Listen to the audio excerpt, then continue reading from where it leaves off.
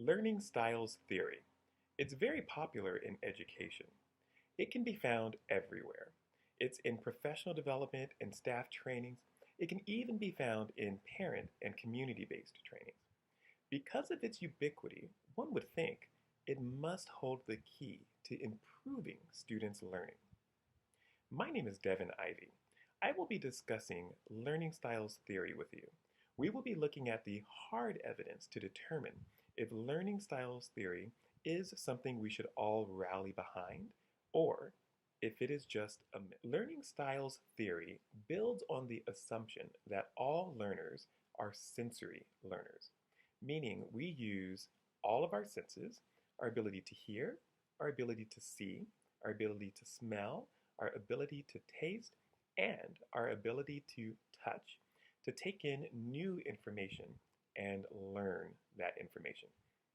The learning styles theory focuses on three of those senses. It focuses on our ability to hear, which it calls auditory, our ability to see, which it calls visual, and our ability to touch, which it takes a step further and calls it kinesthetic, which means both touching and movement. The theory basically says that we use all three of these senses when we learn, but we might prefer one or two of those senses. Some individuals might prefer to learn through visual input.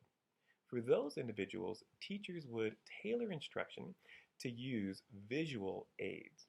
Things like pictures, images, a lot of use of the smartboard or the whiteboard.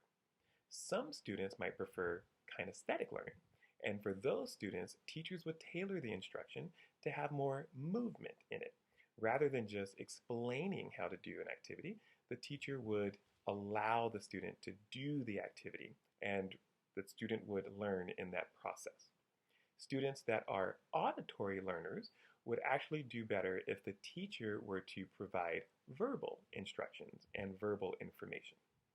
So the theory basically says if a teacher learns the individual learning style of each student and then tailors their instruction to that student's learning style, then the student would be a better learner.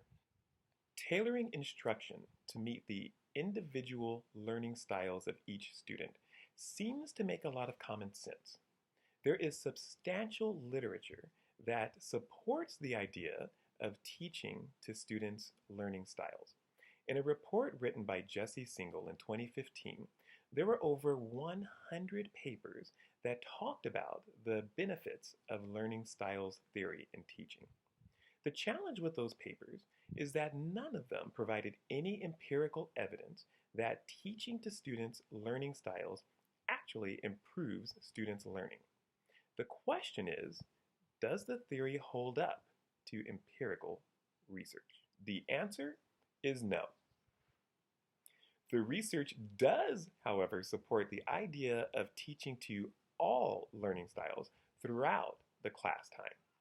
Rather than creating a curriculum just for your visual learners, then creating a second curriculum for your kinesthetic learners, and then undergoing the task of creating a third curriculum for your auditory learners, the idea should be to create activities that meet all of those needs throughout each day. That way, students experience information in their preferred learning style, as well as the other styles that they do use, they just don't necessarily prefer. The Smithsonian Science Education Center recommends addressing all of the learning styles all of the time, or at least as much as possible, because that mirrors what happens in the real world. Real-world scientists and professionals rarely have to do a task that only addresses one of those senses. We use all of our senses in the real world, and as such, we should use all of our senses in the classroom. In addition to varying instruction, the research recommends mixing the teaching of new concepts with the teaching of old concepts. It also recommends mixing the activities that students encounter to learn those concepts. This type of interleaving has real scientific evidence that it works at improving students' learning.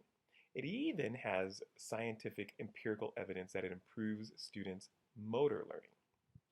While learning styles theory does make some sense on the surface level, and even though it has a lot of support and growing popularity, it is a myth. Varying and interlocking instruction and instructional activities, however, does have empirical evidence that it is beneficial for students' learning and should be practiced.